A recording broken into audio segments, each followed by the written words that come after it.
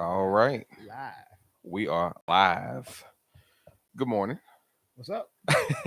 so, so good morning to anyone who is watching or checks us out after we post. This is two brothers talking, as you can see by the sign. We are excited to come to you for our third episode, and looking forward to keeping them coming.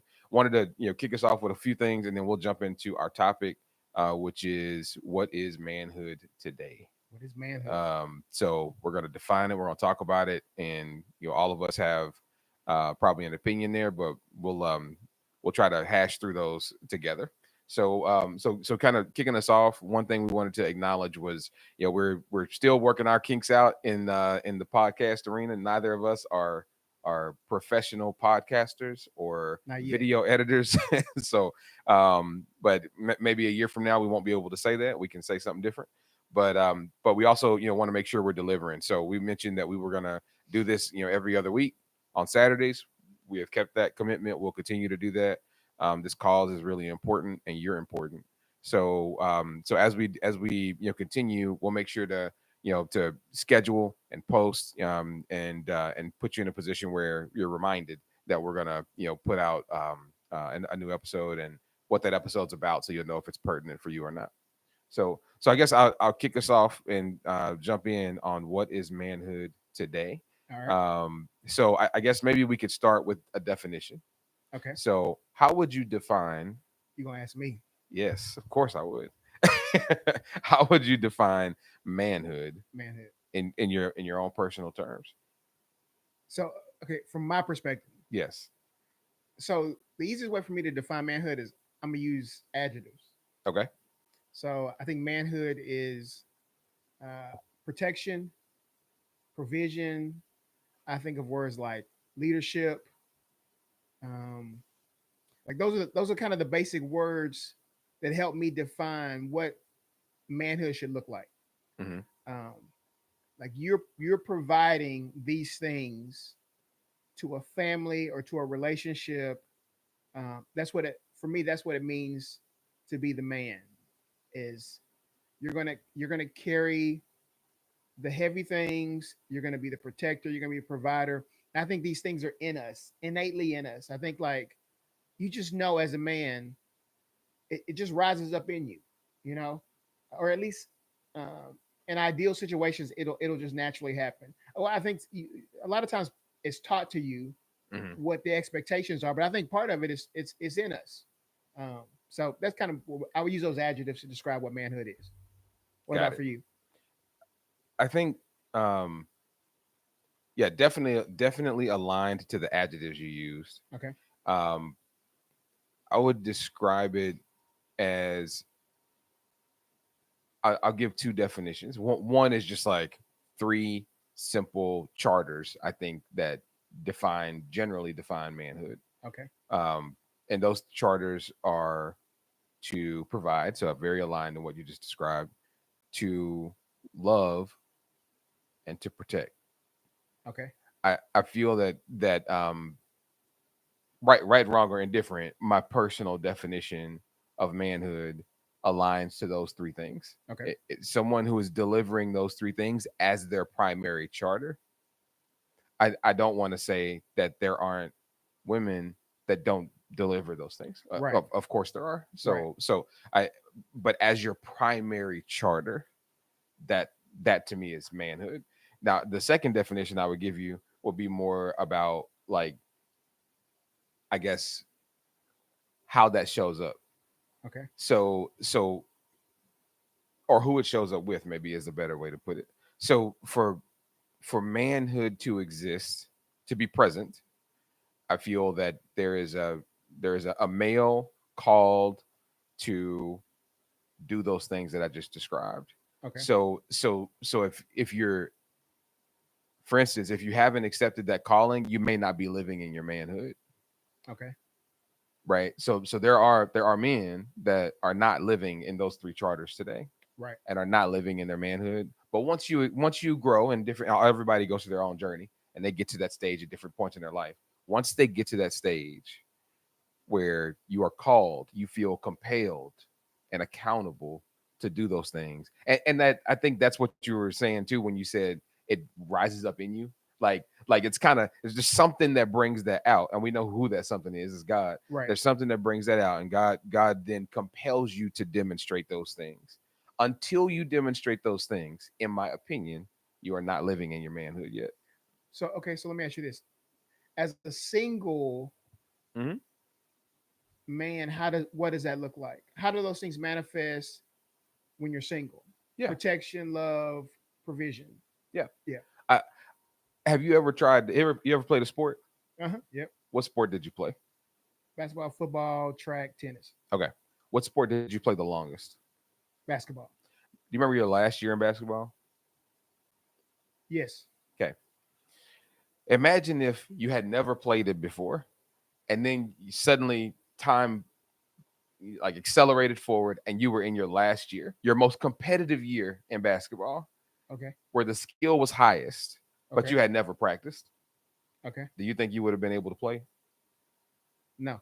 Okay. So now I'm gonna tie that back to your question. So when you're single, that's the best time to practice Gotcha. demonstrating protection, providing, and love. And I'll tell you how, because I think that's what you're also asking. It's like, what's an example of how Right. that shows up? Right. But I just wanted to make that connection because you can't practice when you are no longer single. Right. Like that's not when you start practicing. Because I promise you, your wife, your children, they will pay the price for your lack of practice. Right. I agree. They will absolutely pay the price. So how that shows up, I can speak from personal experience. Let's just give you a couple examples. One is, so my mother, she was a single mom for a period of time, Hmm. and and and most of that time was in my like high school years. Okay. So and part of junior high. So with that time frame, I learned very early to love, because she was one of the best teachers of how to do that, how to have compassion, how to have care, proactive care. And I had to demonstrate that to her in a way that I didn't even understand until I was doing it. It was like it rose up in me to demonstrate a level of care for her. You typically that showed up in the form of action.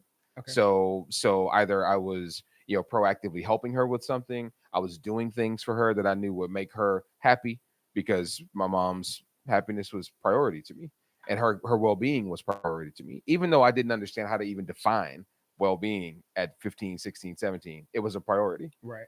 um and I worked all 4 years of high school full time, primarily because I love my mom and I wanted to then provide out of that love, Right. right? So part of my provision was I was paying her bills because she needed the help to do that. And she was great at life, but life is hard for a single parent, as many know. Yep. So she needed that support, and so that showed up in the point of in the way of provision. And then I would say the protection side, I saw a lot of that from my stepdad, Yep. growing up before they got divorced, and then of course continuing to have a relationship with him. After that, I learned that, oh wow, when you love something, just like when you have something that's material, that's important to you, Uh-huh. you wind up gripping it pretty tight, and you care for it, like you protect it from others. You sometimes even protect it from itself. So I wound up doing that for my mother. I would help her not make bad decisions. I would consult on some of the things she was trying to do. Yep. So those three examples, like I think it shows up. It can easily show up actually As a single. as a single, as a teenager, Yeah. as a single man, and as a married man. And as you were talking, it made me think about my son, how I start instilling these concepts in him now as a teenager Mhm. before he's ever, married or whatever. Like if I leave, hey man, take care of your mom, watch over him. Like I just naturally tell him these things because this is what I want him to know as a young man.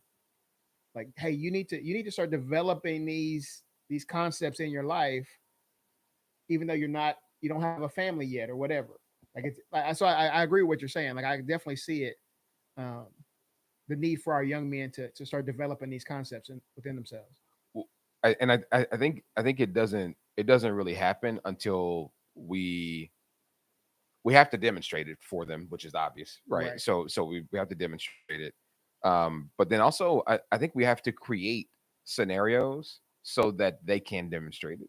Okay. And then we have to acknowledge that demonstration, because what do children respond to? They respond to positive reinforcement and acknowledgement, Yep. right? Recognition. Right. So we have to recognize that that's happening. So with your son, I mean, it's great that you're teaching them the same thing here. But I think I think atop that, it's hard, but it takes intention to, and it's worth it to create the scenarios for them to demonstrate it. And we have to, because we want to protect and provide and love for that same son that needs to demonstrate, protect, provide, and love. Right. We protect him from actually showing that he can provide and love.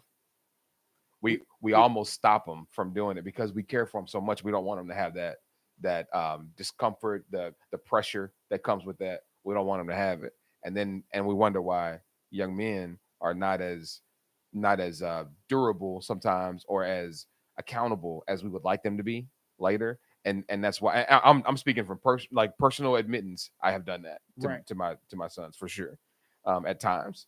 So why would we do that? Like, why would we protect them from what? Because I mean, I'm gonna answer my own question that I haven't even fully asked. My wife tells me I do that all the time. Like, So finish your why thought. why But so we're protecting them from the discomfort. Mm. But when you do that, you're not actually protecting them. You're actually exposing them to something down the road because you tried to protect them from some discomfort that they really need to actually learn what you want them to know. That makes Yes, sense. yes, that Yeah. makes full sense. Okay. But I would full admission of guilt. I would argue that we're not protecting them at all, nor are we trying to. We are protecting ourselves Okay. In what way?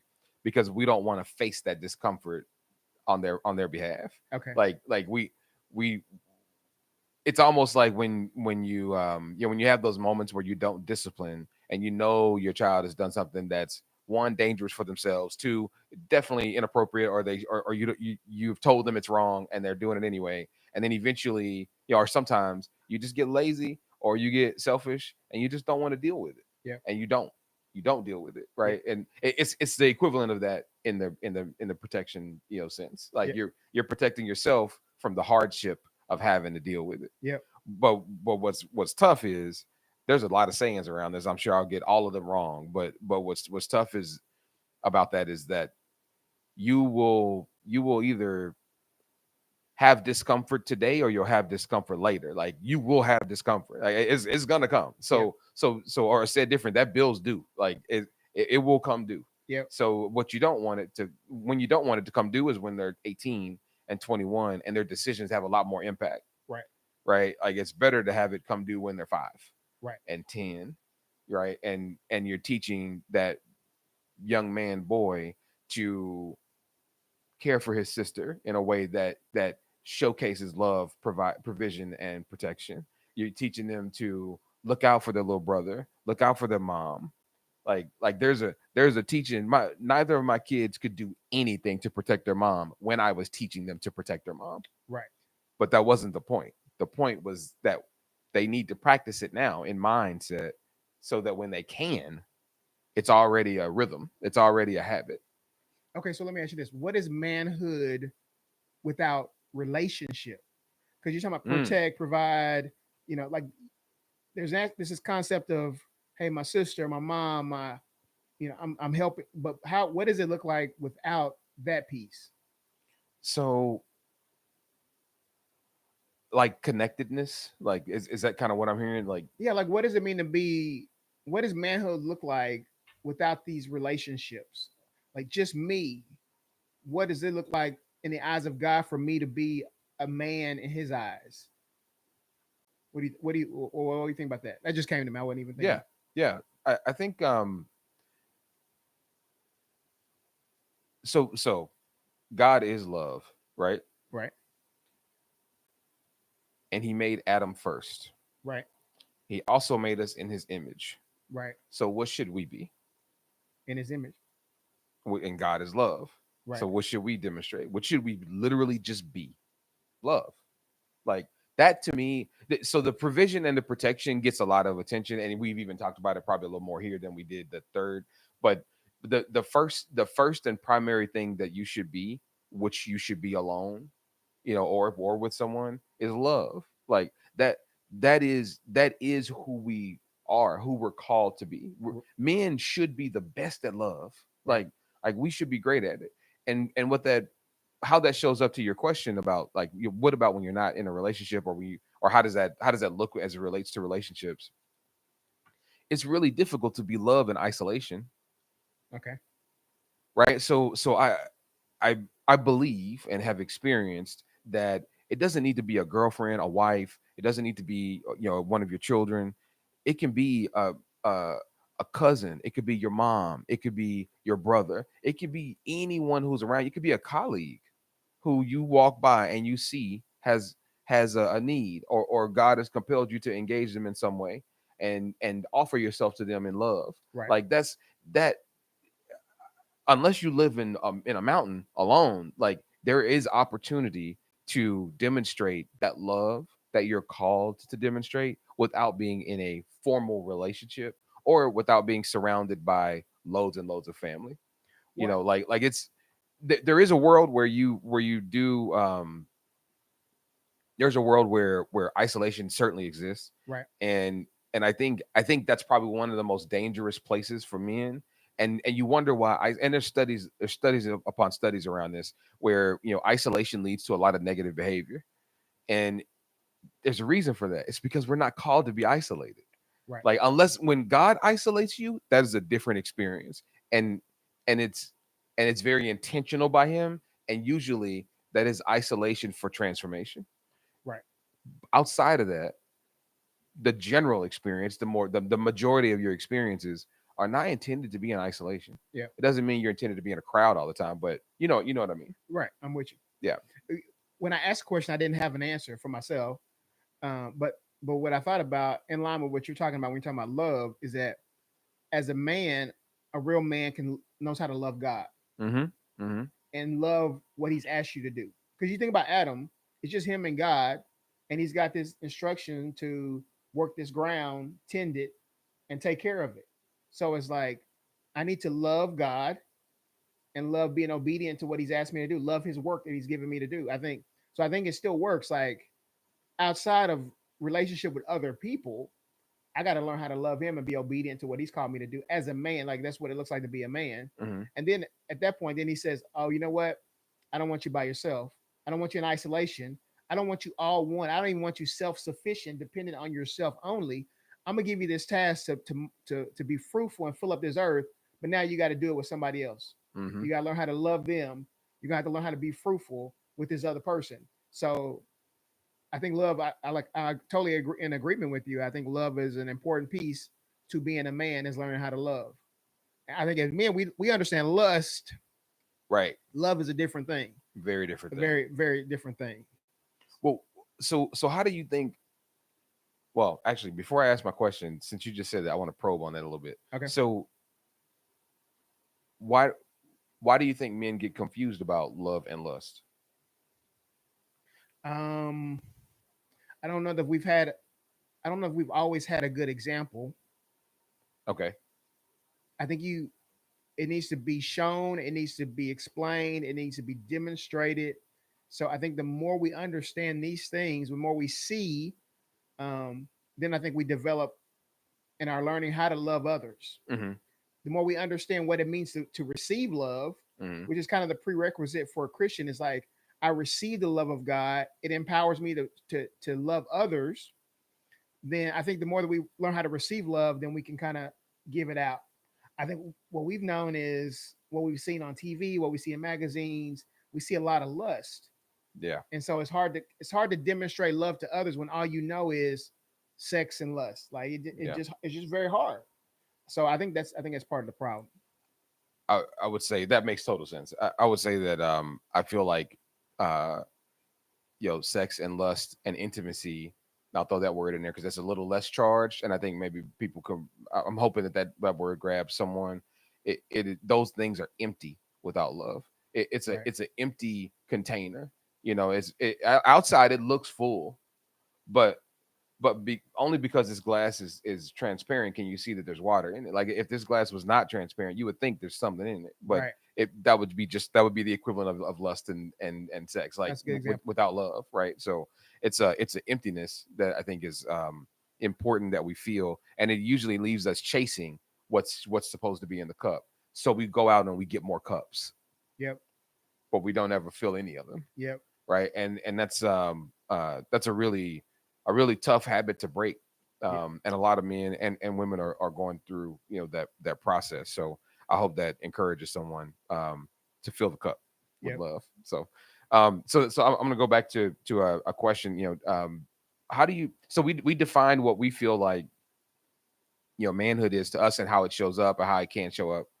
But how do you feel like that compares to the way that manhood is defined in society? Because that's what men are you typically finding themselves in between, Right. right? They're finding themselves in between delivering on the expectations of manhood in society, from the average mom or wife or friend or sibling or whoever's around that man at the time, and what they feel called to do, and usually those things are in conflict. Can you share a little bit about like how do you think those two things compare? Okay. So wait, rephrase the question for me. What do you think society how do you think this society defines manhood versus the way we define it? Gotcha. So I think society is defining manhood um, through the eyes of man's failure. Oh, okay, yeah, explain, So yeah, share. as men, we have failed to protect, we have failed to love, we have failed to Mhm. provide. Depending on the context, you can take that to the church context, you can Yep. take it to the black community context, you can take it to politics, you can take it to all these different contexts. We have failed. So now, through the eyes of these failed men, society has had to adjust, and that almost has come to the point where we don't really need this manhood concept. It's Okay. overly aggressive. It doesn't really provide it, like all these negative things. So now society has kind of said, hey, we're going to make these shows. But the man is kind of like a goofball because that's how they see us. We're just goofballs. So, we don't need the woman doesn't need the man anymore because they have not been present so long. They said, you know what, we're going to adjust. We're going to figure this thing out, and we're going to be able to exist without the man. So in the eyes of society, men men in general are like, to some it's a joke, to some it's a disappointment, to some it's like it's not needed anymore. Hmm. So that's, to me, that's kind of how I see society looking at the man today.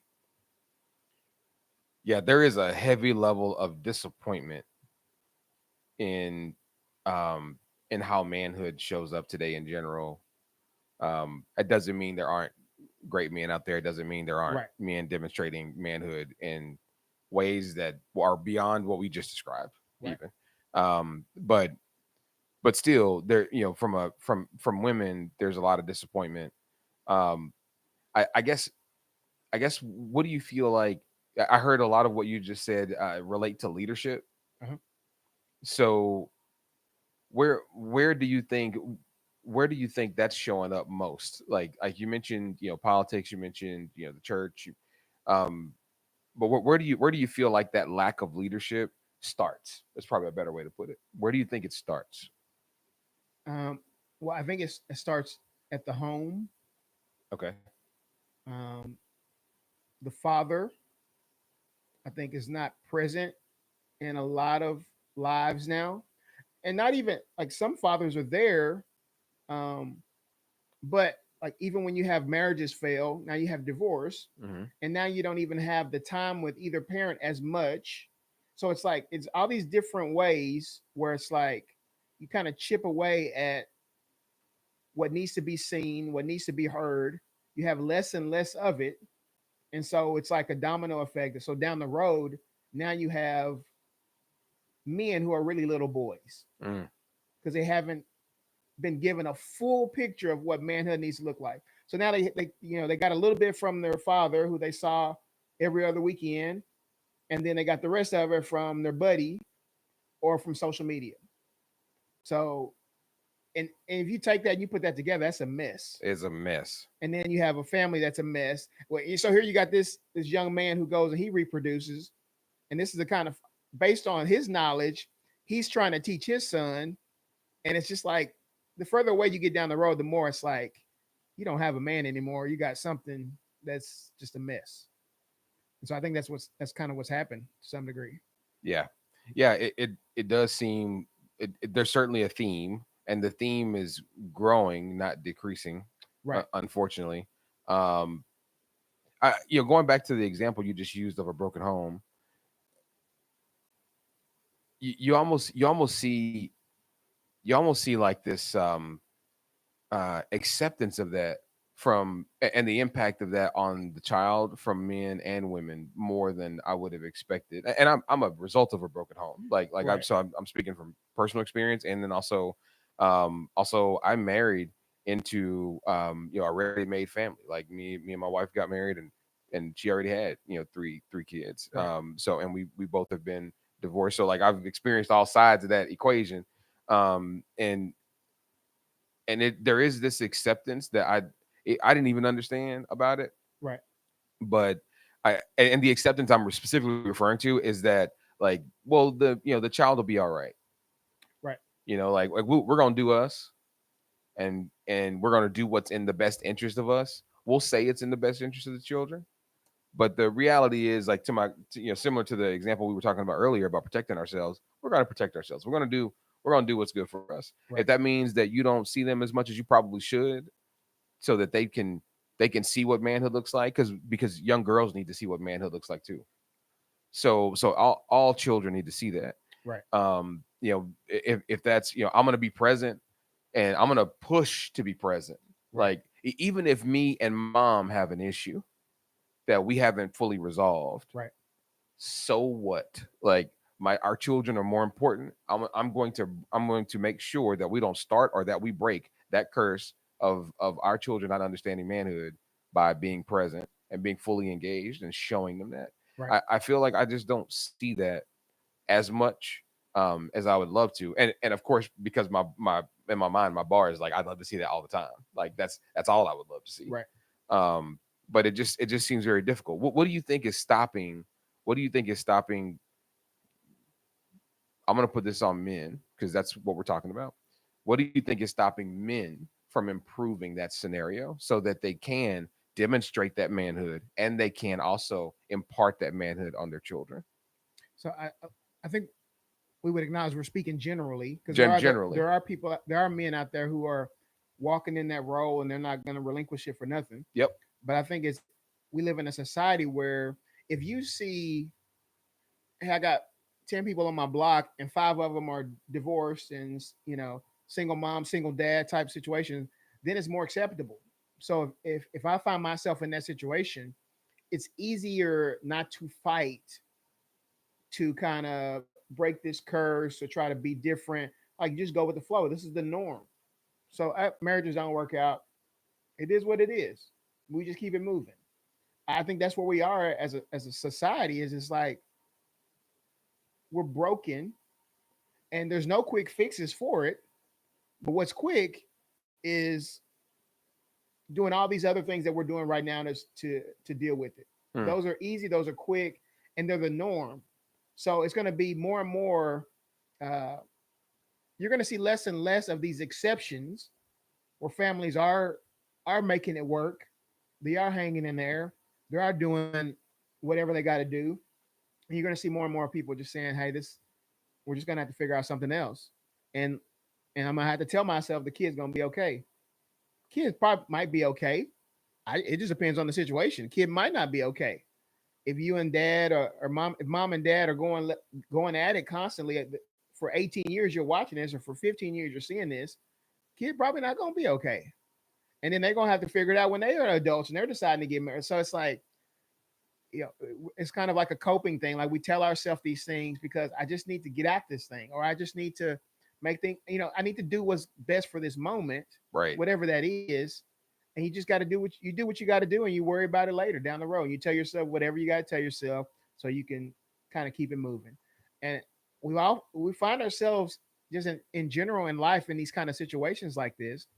And I'm not beyond this, but it is what it is. Like it's dysfunctional to some degree. Mm-hmm. Mm-hmm. It's the brokenness that exists in all of us in different ways, and we need God's grace, man. We need God's mercy, His grace. Because if your family is one that survives this, you should be grateful, and it should cause you to want to reach out to those who don't have the same things that you have. Yeah. So we need more. Hey, in the absence of families that are healthy, and you define that how you want to, we need more people that say, hey, you know what? I'm gonna be the mom that adopts. I'm gonna be the dad that adopts. I'm gonna be the mom. I'm gonna be the mentor. I'm gonna go the extra mile because there's gaps in our society. There's brokenness, and I'm gonna see what I can do to be a part of the solution. I don't want to argue with you about what a family needs to look like. I don't want to argue with you about, should you get a divorce? Should you not get a divorce? And lack of this fact that we kind of see this thing differently, and we're all kind of broken in our Mm-hmm. own way. Mm-hmm. Let me be the person that goes beyond and say, well, in the midst of this, let me go grab this young man.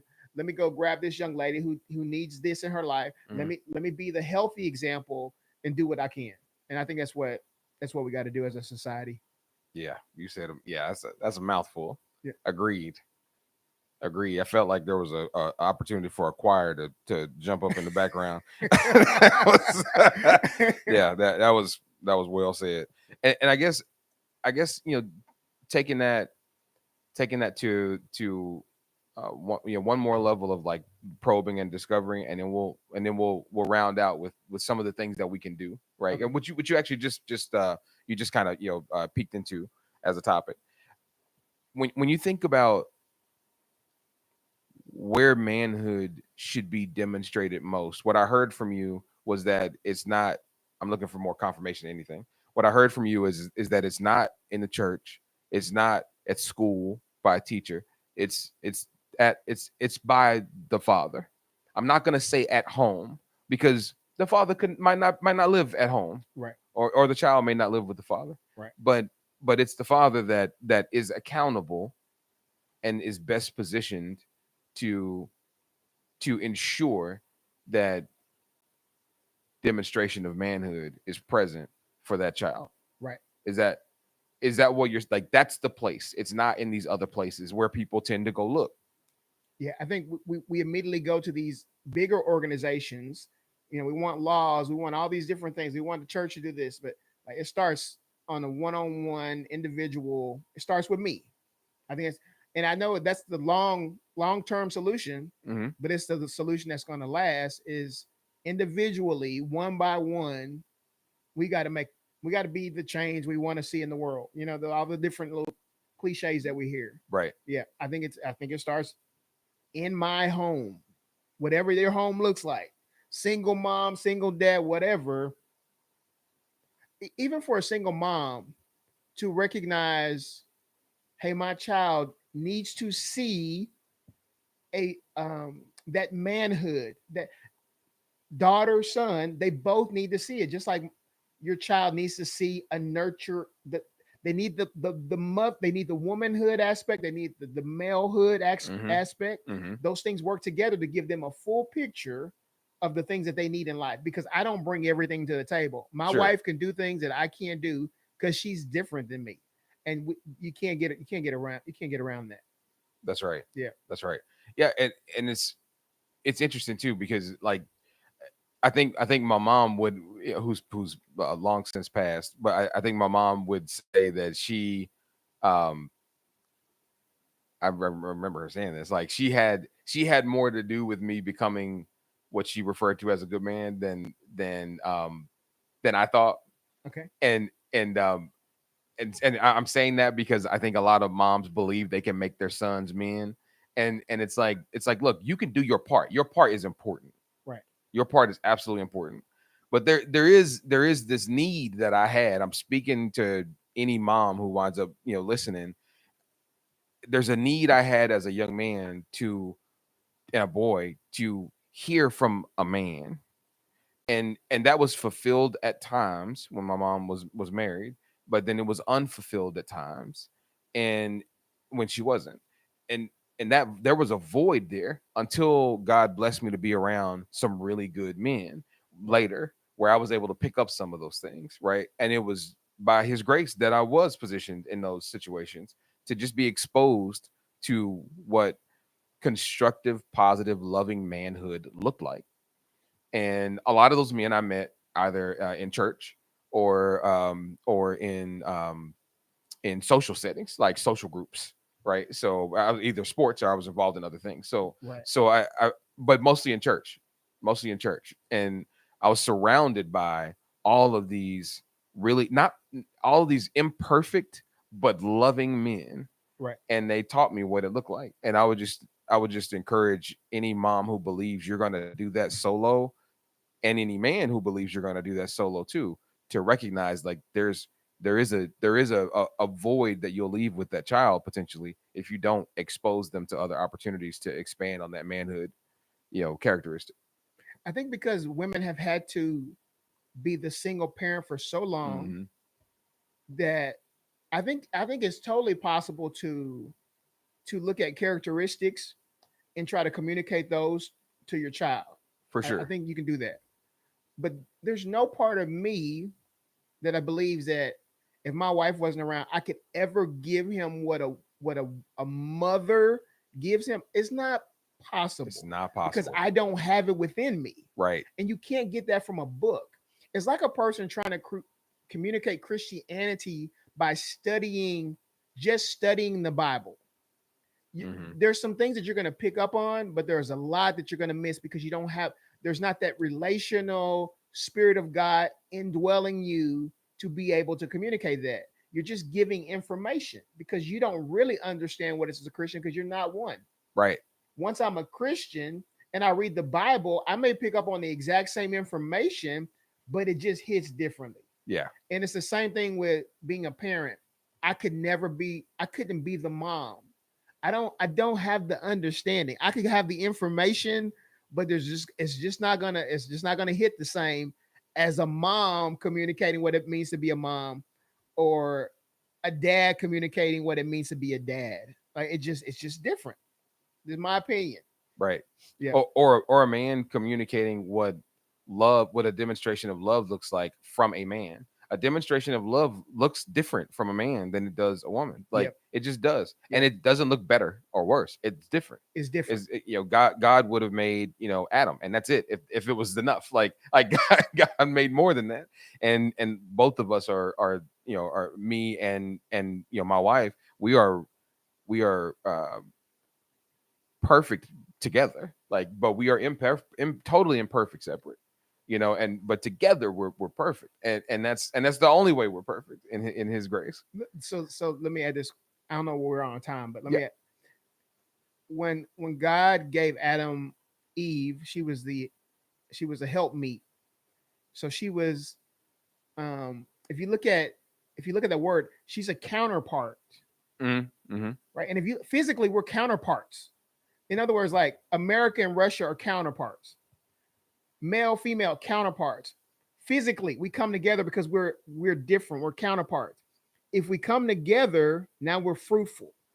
If the two become one, now we can bear fruit. I don't. God intentionally says it's not good for the man to be alone, all one, self-sufficient. So I'm gonna take something out of him and put it over here.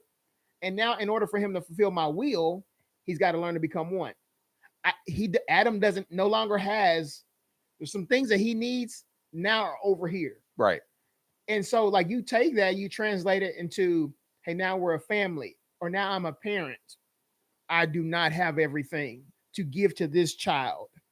Somebody else has something else that I need to bring to the table to really give this child a full picture of what it means to grow up as an adult, male or female. Mm-hmm. And Mm-hmm. that's at the end of the day, that's what it is. Like, we don't have everything, and to tell ourselves we do is just kind of like you're not really being honest. Yeah. You might be doing a great job. I'm Yep. not taking that from you, but you'll never be able to bring to the table what I can bring to the table because you just ain't wired for it. Right. So it's just it's a result of the brokenness in this world, and we're just trying to survive the best way we know how, and but it's exactly that. It's survival. Like it's plan B. Yeah. You're working with plan B. Plan A is the goal, but you're Right. working with plan B, and you need to admit that. Yeah. So There's self-awareness that starts the whole equation. yeah, Well, so let's round this out. I think we're kind of right in that time zone target where we typically would try to wrap up. So let in the spirit of the way we typically do wrap up, we wrap up with some type of action, right? A call to action, some type of solution. So I guess maybe I'll start and then I'll let you kind of close this out. So I guess the maybe set of tools that I would encourage men and primarily men, but women as well to reflect on, especially those that have young men that in their stewardship. I would encourage you to do two things. One of them, I would encourage men to really, you hit on this actually in your last comment, to really like look in the mirror and get self aware and self conscious about what it is that God has called you to do. I'm not encouraging some type of self humiliation. Like I'm not doing enough. I'm not good enough. That's not what I'm encouraging. I'm encouraging you to connect to God, to talk to God, and to use your combination of love, prayer, and discernment to understand what it is He's called you to do. Because has He called you to love? Absolutely, He's called you to love. But how? Like that's going to look different for each person in many ways. yeah, So take the time to speak with God and understand what it is He's calling you to do. And you can do that through prayer. You can do that through fellowship, and just having a walking, talking conversation with Jesus Christ. So that's number one. Two, I would encourage any man who hears this to recognize the power you have. Like manhood is not an accountability, it's not a chore, it is a gift, it's a privilege, and it's one that's hyper rewarding. Um, even when it's not done like right. Because the truth is, as long as you're connected to this flesh, it's never gonna be done right. It's not gonna be perfect. You're not gonna get it just right. It's gonna be painful. All of those things come with doing things worth doing. So no different than exercise or anything else. Like there is some discomfort, yeah, but the rewards on the other side, 100% of the time, it's on the other side. So I would just encourage men to do those two things. To walk and talk with God, get get a relationship that leads them to better understand what they're called to do and how, and to also through that reflection reach out to those that are closest to them that can help them maybe through some of that journey. So I guess I'll hand it off to you. Like, what would you say? What would you encourage men to do, or anyone listening to to consider and take away from this? yeah. I would probably echo what you just said. I think kind of the reflection and the self awareness, which a lot of that is will take place when you're walking with the Lord. He'll show you like where you fall short. Like even as we talk about this, I can tell you areas where I know I'm weak as a man, Hmm. and we got to just keep those before our keep them in our prayers, keep them before our eyes and our minds, and keep them in our heart, and constantly acknowledging like I'm not there is no perfect man, and I'm not it I'm not him. Or there was a perfect man, which is Christ, but I'm not perfect. Right. And so as we in that self awareness and reflection, kind of acknowledging where I fall short as a man, and then I will go to your second point, which is like the power we have as men. uh, if I ever become a real man, and the more I become a real man, and the more I walk in what it means to be just a real, genuine, good-hearted, good character, um, loving man, that is powerful. You'll change your family, you change your society, you can change the culture. Might not happen overnight, but it'll. If I totally embrace the fact that the problem in the world fell when Adam fell. Hmm. It didn't fall when Eve fell. When Adam fell, that's when this thing got really bad. Hmm. And so in society, we've seen the same thing to be true. Like as the man has removed himself, got distracted, whatever you want to say, the society has suffered because of it. And so I think there's a power in the God created concept of manhood, and the more we implement that, the more the world sees that, things are gonna things are gonna start to change. Right. Things are Right. gonna start to change. Agreed.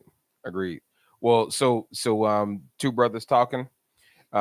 We discussed manhood today. We hope that blessed somebody. We hope this gets a weekend started right for somebody on the other end.